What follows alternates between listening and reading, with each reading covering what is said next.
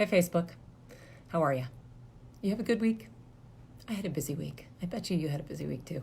In fact, when I was preparing for this, I write up my notes and little bullet points, and I was thinking, I've been running around so much this week. I thought, and I'm so aware of all the things that I can't do because of all my obligations here, that I thought, oh, I'm not going to have anything to talk about, anything interesting to put in here because it's all meetings, meetings, meetings. I have 10 pages of notes here, so I'm not going to read to you for half an hour. But so I just wanted to, so today, for example, I was both in the district and in Hartford. Started off the morning with a really great meeting on recycling, solid waste, the problems at Mira, which is the organization that many of the towns in the 64th district use to handle their solid waste, which is under some needs significant investment, about $330 million. So there's a lot of significant costs ahead if we don't provide some support for that. But a really great meeting on a complicated issue. So that's a topic that I've already talked about and I'm going to be talking about on a regular basis. I also had the rest of the day were appropriations sessions, doing a work session with the Department of Emergency Services and Public Protection, talking about the budgetary changes to their part of the budget, and then a hearing on some contracts, and one meeting after another that sort of bled into another, all appropriations focused. So one of the things I missed today is that today is a continuation of Nonprofit Week. So there's a concourse here, an underground concourse that runs between the Capitol building and the Legislative Office building. And a lot of organizations will come and set up in there. And this week there have been a lot of nonprofits. And today, McCall Behavioral Health and the Litchfield Arc were both down there. And I so much wanted to see you. And I'm sorry that I missed you today. I hope you got lots of good visits because you are two fantastic organizations that I know I've mentioned before on this. But I was very sorry to miss you. So before I touch base on some of the other events,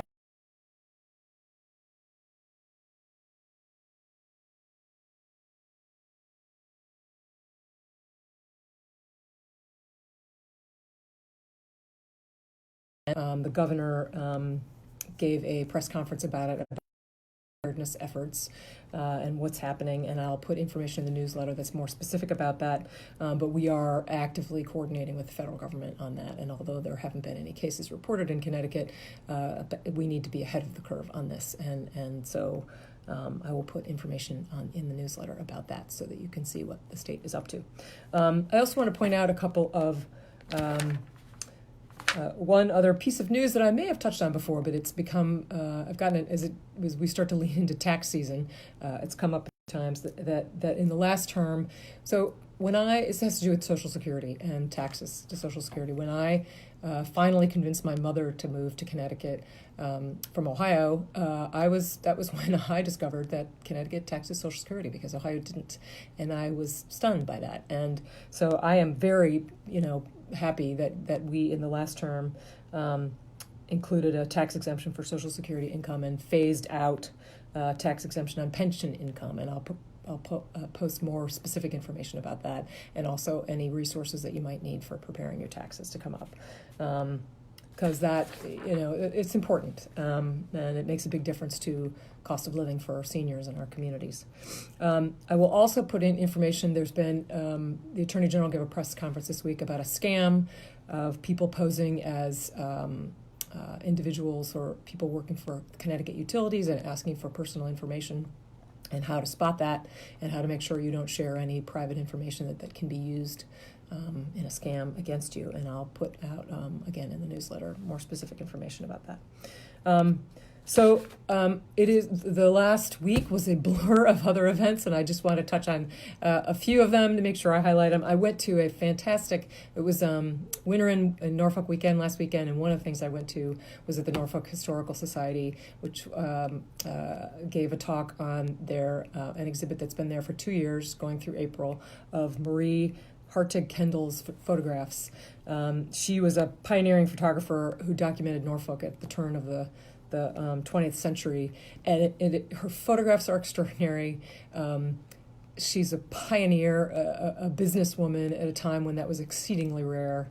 Her photos are of historical interest. They're warm, they're funny, they're serious, they're all kinds of things, and they give you a real flavor of Norfolk and basic society at that time. And I highly recommend it to anyone to please stop by and see that. I know the Historical Society itself will be sorry to see it go, although I'm sure something fantastic will step into its place.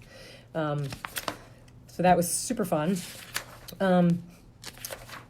I went to I'm trying to hit the pancake breakfast in all of the towns, and so I made another notch in my belt. This weekend I went to the Kent Volunteer Fire Department pancake breakfast and had a fantastic team of people serving pancakes and all kinds of other delicious breakfast items, and had a lot of great conversations with people stopping by, on healthcare, on affordable housing, on just navigation of benefits. It was a really, I was thinking it would be a really quick event, and I was there for a long time talking to people, and also got a great tour of the Kent Firehouse with First Selectwoman Jean Speck, and had a good conversation about the concerns of many of our local firehouses. But I thank everyone who took the time to hang out with me on Sunday. Sorry, I'm flipping through all my 10 pages of notes here. So in Hartford, what's happening is, committees are ending they're starting the public hearings in force. And in appropriations, what we're doing is moving from the broader presentations to the work sessions, which means all the subcommittees are sitting down in very detailed, line by line by line, going through changes to the budget this year. And so we meet with each one of the government agencies. And it takes a long time, but you really get to meet the layers of people who work on these issues, who are deeply knowledgeable about how government runs. And so there's a lot to learn, and takes a long time, but it's exceedingly important, and there are a lot of dedicated people who are deeply knowledgeable and committed to helping citizens throughout the state. So in terms of upcoming events, I wanted to highlight one. I will be at Noble Horizons on March 3rd at 5:30 for a community conversation, and I urge anyone at 5:30, if I haven't already said that, I'll put the details in the newsletter. But if you're available, please stop by, and we'll talk about what's coming up and anything else you want to ask me about. I am actually hoping to go to I was invited to attend a conference for fiscal leaders this weekend given by the National Conference of State Legislatures, which is a bipartisan organization.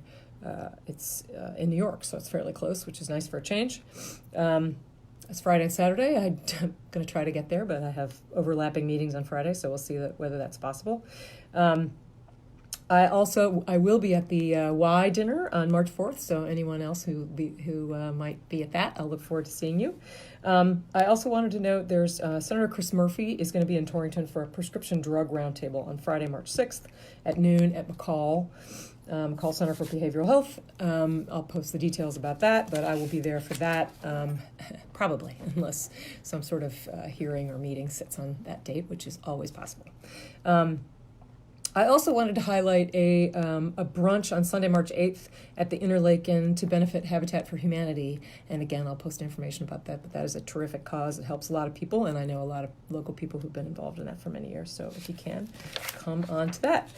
One other thing that, again, I'll put in the newsletter that I'm hoping I will get to is Tuesday, March 10th. There's a fantastic production at Northwest Connecticut Community College that is powerful African-American women, Zora Neale Hurston, Sojourner Truth, Clementine Hunter, and Fannie Lou Hamer. It's been recommended to me by another number of people, including former Representative Roberta Willis, who flagged that one for me. So thank you, Roberta. It looks like a terrific show, and I hope I can make it to that.